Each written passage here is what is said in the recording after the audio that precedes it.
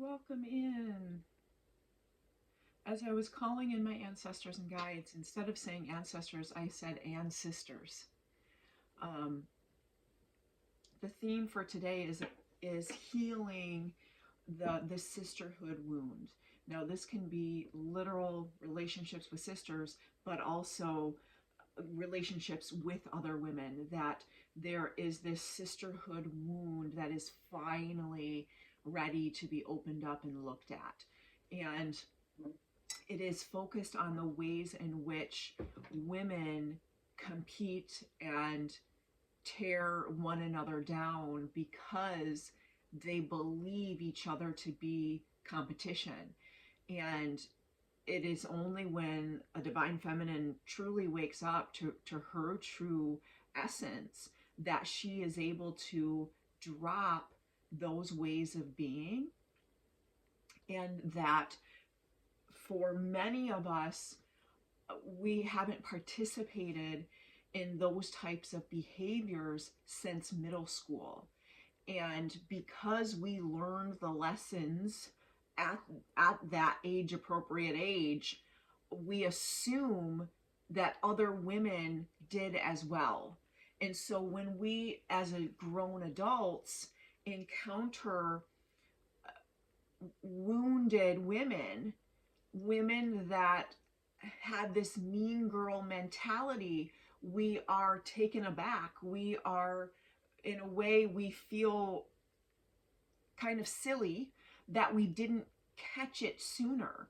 And it was simply because you operate on a level way beyond that type of behavior. And when you're focused on a higher frequency, you just don't have time to play the types of games that unhealed women play. And they're pointing out, you're seeing clearly the relationship dynamics that you were in with people that were not on the same level as you. But you, being the open, kind-hearted person that you are, looked upon those people in their greatest potential. You looked upon them with love. You gave them grace. You gave them understanding. You gave them your kindness. And all of that was interpreted as weakness. All of that was used as a way of manipulating you. And you can feel this sense of being stabbed in the back, and you can be upset about that. And Spirit is saying you're stabbed in the back because you are ahead. Insecure people are unbothered by other insecure people. Insecure people are bothered by strong, confident people. Only wounded women feel the need to take someone down a peg, to knock them off the pedestal where God has put them. Because when you are tapped into source, when you are tapped into your own light, when you are operating from the heart space, you just allow others to be. You don't have to play games. You don't have to manipulate. You don't participate in gossip. It's not worth your time. It's not who you are. It's not the life that you're building.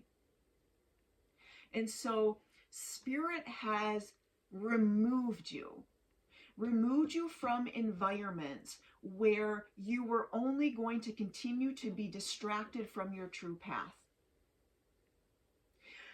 Removed you from environments where you had reached the ceiling of what Spirit could give you, knowing that they could not give you more because the environment that you were in would have been taken from you. You would have experienced so much animosity, so much jealousy. So they had to remove you to level you up. When you are surrounded by other whole, complete, healed people, everyone benefits. Everyone celebrates everybody else's win. Everybody is genuinely happy and excited for someone else's successes, for their growth, for their evolution. There is no attachment. There is no feeling like you're in competition with one another, and so you've got to be ahead of the game. There is no game. And that's the difference. When people view your life and they view you getting ahead, it is because your focus is on your own life. Your focus is not in playing games. There are people still in the game, angry, upset, bitter that you are out of the game. They feel it is unfair. They feel that you somehow got away with something, that you were manipulative, that you had a plan all along. When the plan was listening to Spirit, when Spirit was tapping you on the shoulder and saying, you can't do this. It's time to move. This isn't the place for you. This isn't safe. You listen to those messages, and you simply listening to that guidance, step by step, led you out of the environment the Spirit was calling you to exit. And now that you're on the other side, now that you are free from it, they have something to say about the means at which you exited. There's no acknowledgement of the reason Spirit told you to leave. There's no acknowledgement of the games that were played.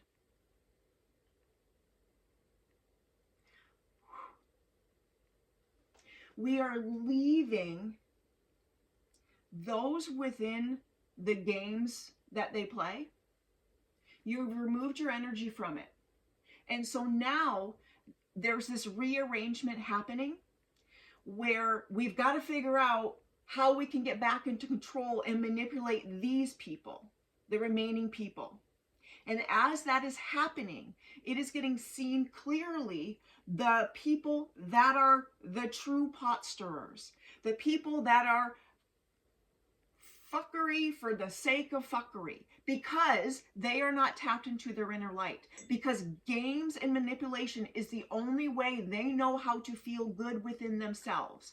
They do not love themselves. They are not tapped into Spirit. They do not have their own intuition.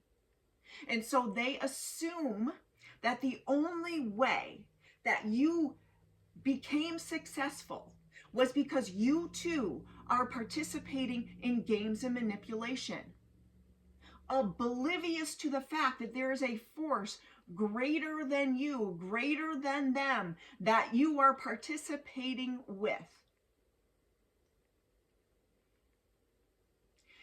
There are people angry about your happiness.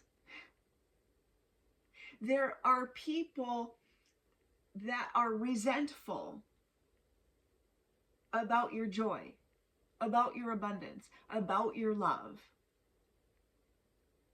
They look upon it as if it's not fair that they were supposed to have that. They should have your person. They should have your money. They should have your freedom.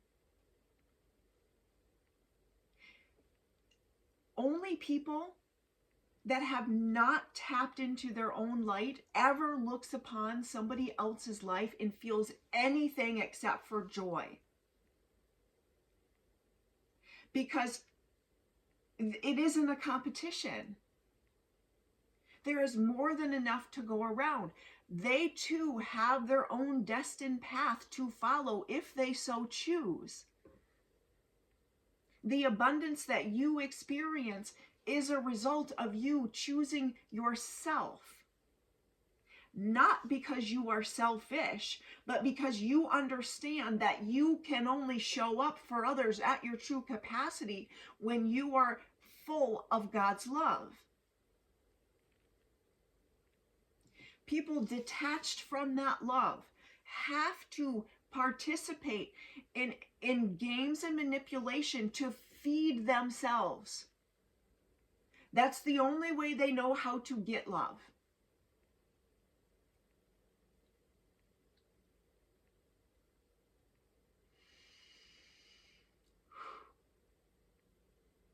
there is this divide happening where the divine feminines that have been doing the work for years are going to be experiencing this huge growth in expansion. And there are a group of feminines that have denied the call, have been given opportunities to grow, have been pushed to heal, and they didn't take it. They didn't take the opportunity that they had. They did not address the things that they needed to address. They would not heal. And so they are going to be experiencing this contraction in their life where things are just getting harder, where the ways that they used to get ahead are no longer working, where they no longer fear, like they no longer have the ability to kind of manipulate with their sexual energy in the way that they have. They're going to be feeling this loss of power. They're going to be feeling this smallness. And they're going to be witnessing the expansion of others and feel as if the reason they're feeling this small is because of this group shining so bright. And that's the choice point. That's the choice point that the sisterhood is at, is are you going to look at another woman, happy, healthy, wealthy, abundant, strong, confident, and cheer her on and be happy for her, in recognizing that she doesn't have anything that you also don't possess, that she did not get there by taking from you, and in fact it was you taking from her that led to her further elevation and growth? Are you willing to look at that? Are you willing to own it? Are you willing to understand why you did that type of behavior? Because only people that have been willing to do the work and look at themselves will be in your next chapter. You're just not entertaining it. You're just not interested in participating in lower vibrational energies. There is no devotion to the sisterhood because the sisterhood is tainted. The true sisterhood are the souls that see one another. They just allow each other to be. There is no competition. There is no need to assess where someone is at, because it's just where they're at and it has no bearing on who you are. It's a different way of being. It's a way of being that most women have never experienced. They only know the wounded woman. They don't have an experience of a loving, carefree, joyous, soft, open woman.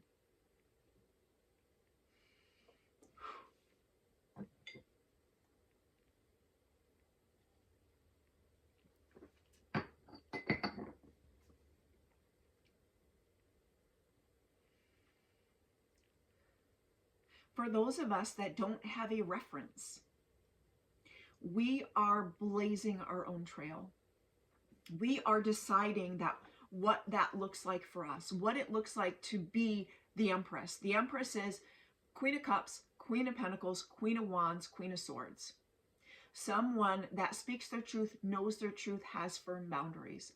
Someone that knows that they can provide for themselves, they have all that they need, that they have more than enough, and that the more open and generous that they are, the more that they are going to continue to receive.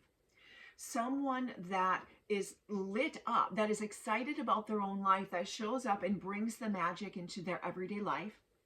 And someone that has an open heart, someone that's able to love from a place of overflow, and they never have to keep score about how that love is received back, because they know that it doesn't matter what is done with the love that they give, because the love that they give is coming from a greater source.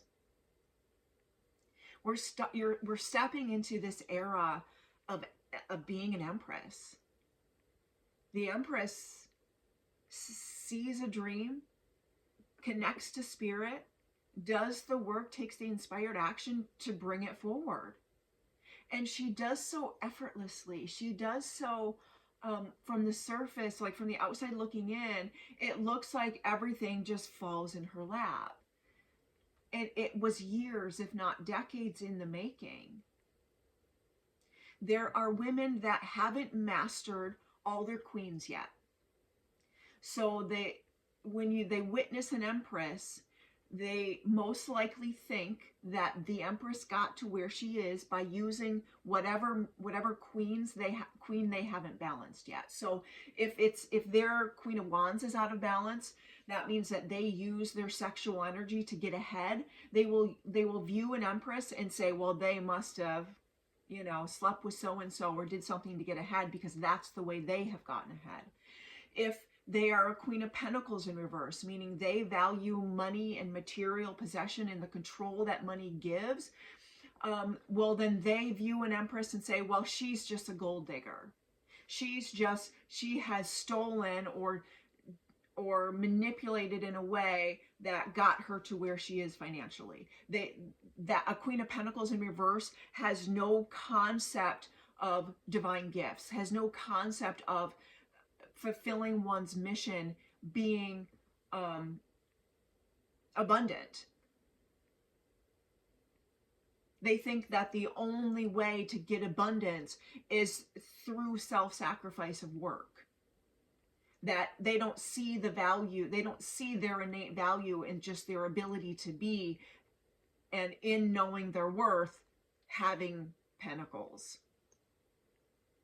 So we're going through this chapter where there are divine feminine energies truly stepping into their empress era, and those that aren't there yet will be getting the opportunity to view which queen within them is out of balance, that is keeping them out of being the empress.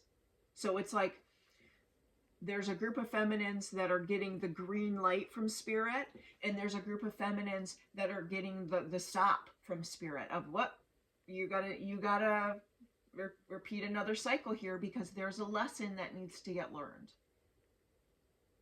And the two experiences, one is going to be very joyful and expansive. The other is going to be hard and constricted.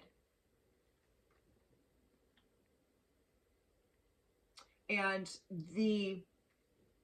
for the empresses, the not struggle, but the challenge will be not owning anything that the imbalanced queens try to project onto them. That you just allow it to kind of water off your back, because that's what it is. Any projection that a wounded feminine puts upon you is their own stuff, their own things that need to get addressed. And when you refuse to hold it for them, that's when the energy can return. But if you engage in any sort of defending of self or explaining of self, that continues the attachment.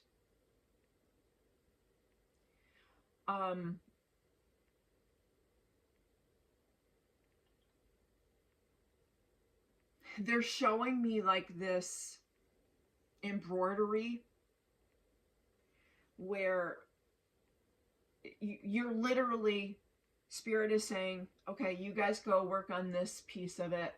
You guys go work on this piece of it. And they want you to remember, no matter which side you're on in this season of life, you're all working on the same thing. You're just working on different areas of the same masterpiece. Remember, there is no separation. We are all the same. We are made of the same stuff. We are just occupying different vessels. And each vessel contains its own unique mission, gifts, programming, healing to address. So those that refuse to open up the thing that needs healing, what they're showing me is they just keep stitching over the same spot. And so it starts to build, and eventually that is going to topple over. So there is no, I guess, right or wrong answer. That they will always get to where they are supposed to be going. It's just a matter of the path it takes to get them there. But they really want you to remember that you are on the same team, that even those that choose to reside on a different floor, they are still part of the same building in which you're residing. And not to forget that you're being called to love from a distance. And if there are individuals where like there is no love to give, they want you to have indifference. That they don't want any focus. If you can't show up in love, then we need to be indifferent, because anything less than love doesn't serve. So there may be feminines that you are just totally disconnecting from, but you're doing so with zero feelings. You're not doing so with animosity. You're not doing so with resentment. You're not doing so with any sort of ill will. You're just doing so of like, oh, that's over. Moving on. Because your soul's fulfilled the contract. You have completed the mission that you were supposed to complete in the time that you were together.